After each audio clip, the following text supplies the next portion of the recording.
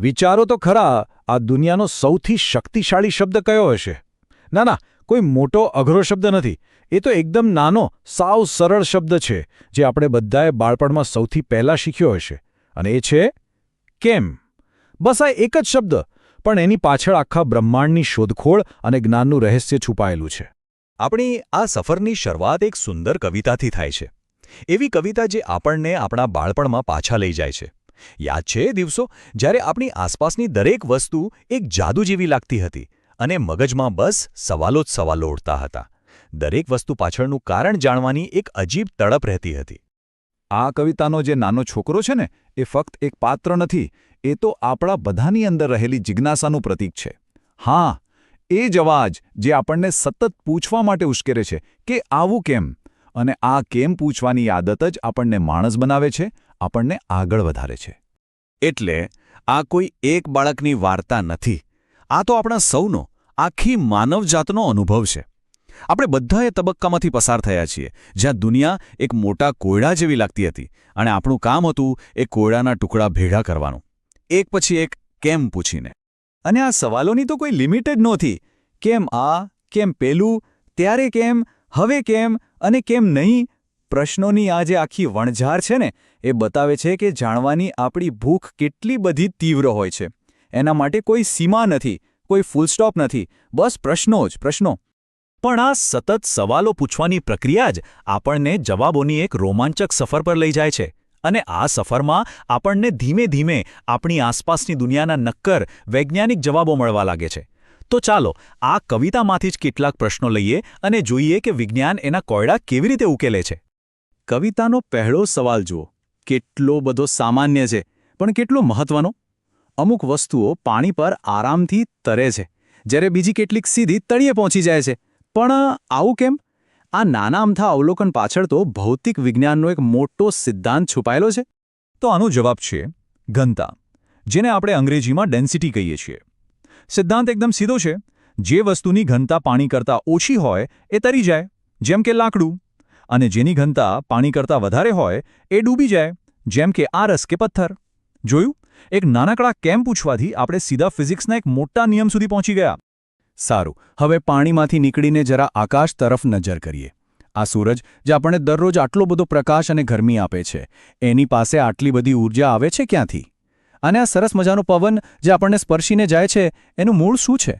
આ સવાલો આપણને બ્રહ્માંડ અને પૃથ્વીના વાતાવરણના ઊંડા રહસ્ય તરફ લઈ જાય છે. સૂરજને તમે એક બહુ જ મોટી પરમાણુ ભઠ્ઠી સમજી શકો છો. એના કેન્દ્રમાં એટલી બધી ગરમી અને દબાણ છે કે હાઇડ્રોજનના પરમાણુઓ એકબીજા સાથે જોડાઈને હિલિયમ બનાવે છે. વિજ્ઞાનમાં આ પ્રક્રિયાને ન્યુક્લિયર ફ્યુઝન કહેવાય છે. અને આમાંથી જ પેદા થાય છે એ અનંત ઊર્જા જે પૃથ્વી પર જીવન શક્ય બનાવે છે. અને પવનનું શું? વેલ, એ પણ સૂર્યનો જ એક કમાલ છે. જુઓ, સૂર્ય પૃથ્વીને બધી જગ્યાએ એક સરખી રીતે ગરમ નથી કરતો. ક્યાંક વધારે ગરમી, ક્યાંક ઓછી. આના કારણે હવામાં દબાણનો તફાવત બને છે. અને હવા હંમેશા વધુ દબાણવાળી જગ્યાથી ઓછી દબાણવાળી જગ્યા તરફ વહે છે. બસ હવાની આ ગતિને જ તો આપણે પવન કહીએ છીએ. ચાલો એવા પ્રશ્નોની શ્રેણીનો આ છેલ્લો સવાલ જોઈએ જેનો જવાબ વિજ્ઞાન પાસે તૈયાર છે. આકાશમાં જે રૂના ગોટા જેવા વાદળો દેખાય છે એ અસલમાં છે શું? અને એ એક જ જગ્યાએ કેમ નથી રહેતા? આમથી તેમ કેમ ફર્યા કરે છે? સાવ સાદી ભાષામાં કહીએ તો વાદળો બીજું કંઈ નહીં પણ હવામાં તરતા પાણીના અબજો નાના નાના ટીપાઓનો સમૂહ છે. પાણીની વરાળ જ્યારે આકાશમાં ઊંચે જઈને ઠંડી પડે છે, ત્યારે એ ફરીથી પાણીના ટીપા બની જાય છે અને વાદળ બનાવે છે. અને એમને આકાશમાં ફેરવે છે કોણ? હા, એ જ પવન, જેના વિશે આપણે હમણાં જ વાત કરી. બધું કેવું એકબીજા સાથે જોડાયેલું છે ને? તો આપણે જવાબો શોધીએ છીએ, જ્ઞાન મેળવીએ છીએ, અને પછી અચાનક એક એવી જગ્યાએ પહોંચી જઈએ છીએ જ્યાં આ સરળ જવાબો મળતા બંધ થઈ જાય છે.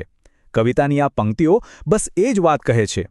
અને અહીંથી જ કવિતાનો અને આપણી જિજ્ઞાસાનો આખો સૂર બદલાઈ જાય છે. હવે આપણે એવા પ્રશ્નોના ક્ષેત્રમાં પ્રવેશી રહ્યા છીએ જે આપણને સીધા જ્ઞાનની સીમા પર લઈ જાય છે. આ એવા સવાલો છે જેના જવાબ એક વાક્યમાં આપવા શક્ય જ નથી. આ પ્રશ્નો તો વિજ્ઞાન, દર્શનશાસ્ત્ર અને આપણા અસ્તિત્વના મોટા દરવાજા ખોલી નાખે છે. સૂર્યાસ્ત કેમ થાય છે? અને એક સુંદર ખીલેલું ફૂલ કેમ કરમાઈ જાય છે? હવે આ પ્રશ્નો ફક્ત ભૌતિક ઘટનાઓ વિશે નથી રહ્યા. આ પ્રશ્નો તો સમયના ચક્ર વિશે છે. જીવનની શરૂઆત અને અંત વિશે છે. બ્રહ્માંડના એ મોટા નિયમો વિશે છે જેને આપણે હજી પણ સમજવાનો પ્રયત્ન કરી રહ્યા છીએ. એટલે સૂરજનું ડૂબવું એ માત્ર પૃથ્વીનું પોતાની ધરી પર ફરવું નથી. એ તો દિવસ-રાતના ચક્રનું, સમયના વહેણનું પ્રતીક છે. એ જ રીતે ફૂલનું કરમાવવું એ માત્ર એક જૈવિક પ્રક્રિયા નથી. એ જીવન અને મૃત્યુના કુદરતી ક્રમની સતત યાદ અપાવે છે. આવા કેમના જવાબો આપણને ખરેખર ઊંડાણમાં જઈને વિચારવા પર મજબૂર કરી દે છે. આ આખી વાતનો સાર એ છે કે ક્યારેક જવાબ કરતાં પણ પ્રશ્ન પોતે જ વધારે મહત્વનો હોય છે. આ કેમ પૂછવાની જે પ્રવૃત્તિ છે ને, એ જ એ એન્જિન છે જે માનવજાતની પ્રગતિની ગાડીને હજારો વર્ષોથી સતત આગળ ધપાવી રહ્યું છે. ખરેખર દુનિયાની દરેક નવી શોધ, દરેક ક્રાંતિકારી વિચાર, એની શરૂઆત એક સાદા કેમથી જ થઈ હોય છે. આ જ પ્રશ્ન આપણને અજાણ્યા રસ્તાઓ પર ચાલવા, નવી શોધો કરવા અને આપણી સમજની સીમાઓને સતત વિસ્તારવા માટે પ્રેરણા આપે છે. એટલે જ તો કહેવાય છે કે સાચો પ્રશ્ન પૂછવો એ અડધો જવાબ મેળવવા બરાબર છે. તો ચાલો આ ચર્ચાના અંતે આપણે સૌ પાછા એ નાના, જિજ્ઞાસુ બાળક પાસે જઈએ જે આપણા બધાની અંદર ક્યાંક ને ક્યાંક જીવે છે. એ બાળક આજે પણ ધીમેથી કંઈક પૂછી રહ્યું છે.